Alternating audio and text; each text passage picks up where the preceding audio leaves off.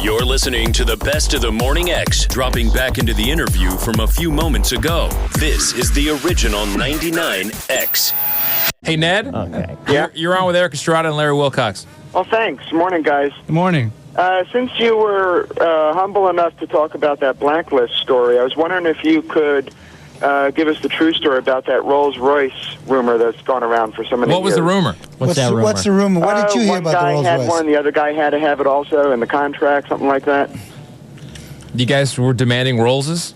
Or one of you had one? I didn't hear this story. One of you had one. Well, I had this major accident. Thanks, guys. See you, Ned. I had this major. You want to hear? We'll clear this. Let's clear this cha-cha up right now. Thank you for holding back on the... Well, Eric, come on. You're acting like this is the first time you've ever heard these questions. Here we go. All right. I had this major accident that was caused by MGM putting a Teamster in this car that we already shot. We were changing our clothes, ready to go home, and they said there was a hair in the lens or in the filter or whatever. Boom. We had to go back and do it, and they were rushing us, and we were losing the light, and I ended up smashing myself up pretty bad because we had rehearsed it a couple times, and we had shot it already, and now they yell rap. Everybody was splitting. It was Friday. People wanted to do the weekend thing, and we ended up going back, and all the stunt guys were gone. So the guy that was supposed to take the car, back it up, and hit the position, then we were supposed to ride up, jump in, camera in the front seat, and arrest the thieves. They threw a Teamster in there, and it was a young kid, a real young kid, new in the business as a Teamster, and he didn't know better, and it wasn't his fault. He stopped, and he parked. He stopped too soon. So I plowed into him. I ended up puncturing and collapsing both lungs, cracking my sternum, breaking my wrists, and a bunch of other cha-cha. And Larry was right there, and because he had been in Nam, he knew how to talk to me because I was losing it. I was, You thought that was it. You thought you bought the farm. Yeah, because I had my chin was open, and nothing was coming. No blood wasn't coming out because I was bleeding internally. But he kept me going until the helicopter got there to take me to the hospital.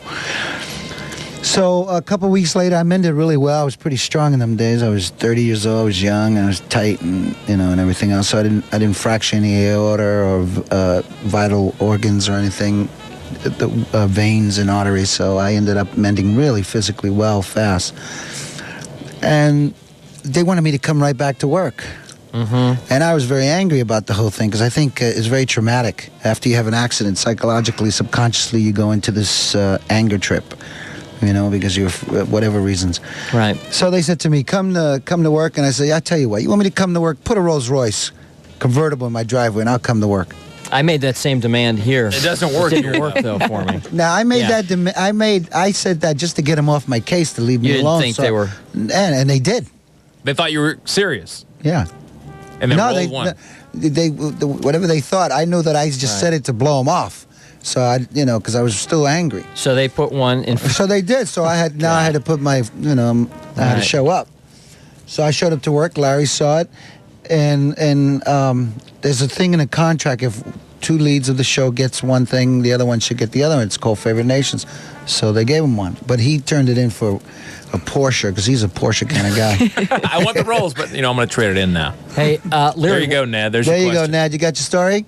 He's gone. All right. He was just hanging up to listen. That's a good story, though. That's very interesting. What branch of the military were you in, Larry, when you served in Nam? Marine Corps. Were you in the thick of things? Yeah, we were on the DMZ and the Tet Offensive, 1967, 1968. What's your favorite Vietnam movie? None of them really, I think Oliver Stone is a lot of therapy there with his rage and abandonment that he's dealing with. So I think that sometimes people wallow in the misery of it and really not the positives of the war and some of the heroics of the individuals. There really are many positives, and positives that run much deeper than the shallow things that most people experience in life. Those positives you never can duplicate. There's an alignment, a feeling of a brotherhood, if you will, a feeling of sacrifice that you never undergo the rest of your life. And so there's a wonderful feeling of commitment in Vietnam, wonderful feeling of leadership, and you start feeling that people who wear clothes don't make the man. What you are doesn't have a thing to do with anything. It really has to do with who you are and the artery and the vein of the individual. And when you strip somebody down from all the so-called social crap that they wear around for some reason of identity, you really see who the person is raw. And in Vietnam, you saw some just beautiful human beings. I think the carnage is what most people probably had a little bit of a problem with, but I know what you're saying. Hey, Jeff? Let's take some questions. Yeah. Jeff, you're on with Larry Wilcox and Eric Estrada. Hey, Eric. How you doing? I'm all right, Jeff. How you doing? I'm okay. I got a question about the Psychic Network commercials that I saw you do. Psychic Network? Psychic What is that? Network. You're on the Psychic Network. N-E-T.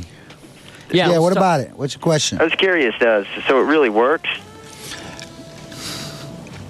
The woman that I did it with, I had met in 72, and I had a session with her for $15 for a half hour. And then years later, what she told me then happened to happen. What I remember most of it, of the session that I had, and it did happen to me later on. So when she got later on, she got a deal to make an infomercial for Psychic Lines, and she approached me and said, "Would I be interested in being on with her and being her, being her rep there, her hook because I had the background of the chips and all that and the notoriety of all that." So I said yes, because I believe what she told me was right on, and I feel that some people do have that ability. Some people do have that psychic ability. I think the man, Jesus Christ, who walked the earth had that ability where he could heal. Some people can do this, and some people can predict and they can foresee, and some can't. You just got to weed them out. That's what that's about. And then Kenneth Starr. Yeah. He could do that, right? And then if anybody give me $42 million, I could do that too. And wasn't there the Larry Wilcox butt cruncher infomercial that we were Years ago. I saw that one. No. Are you pretty good about giving autographs to people who come up to you, or do you not like autograph I never seekers? turn down an autograph. Good for you. Guys, it was nice to meet you. Hey, pleasure. Eric, wasn't it nice meeting us? Yeah. It's 99X.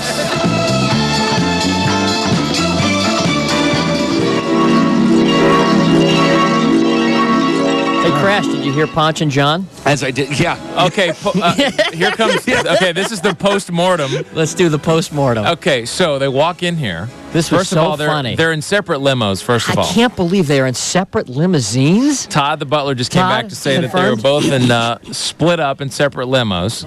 And normally when guests come in, we have a hallway, a little green room area, and they hang out, and then they bring him in when we're going to go on the air.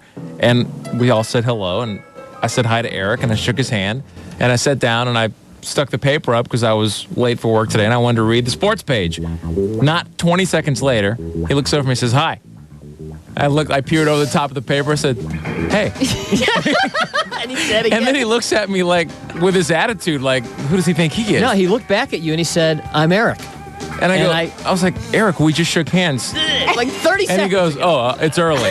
It's 30 and there's only 3 people and the 4 people in the room. The 2 of them and the 2 of us. And I'm sitting over here behind the mixing board. You can't miss me.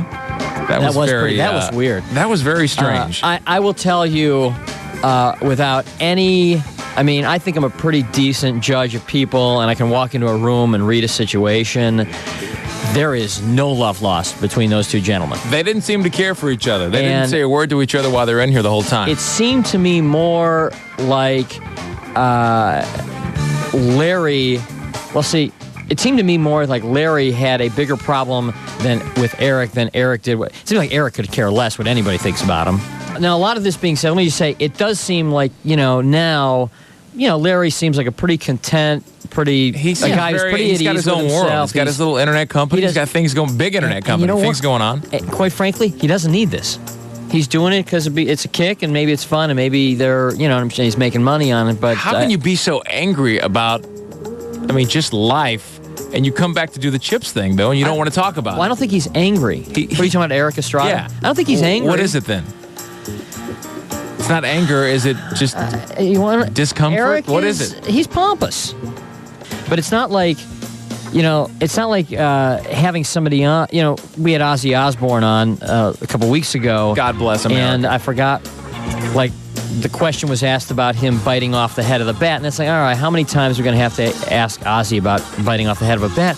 Well, you never hear these guys on interviews anymore. I thought it was kind of cool to have them up here and talk about stuff that most people hadn't heard. Right. Well, I had never heard any of that stuff. Right, me neither. And I was a huge fan of CHiPs and watched it all the time, but I was a kid. Right. What year was that? 70. It's like 70. I think the show. 7, 8. The show. I'll tell you what. The show ended. I believe in like 80 or 81. It's his late 70s. It ran about what, a good 7, 8 years? Sure.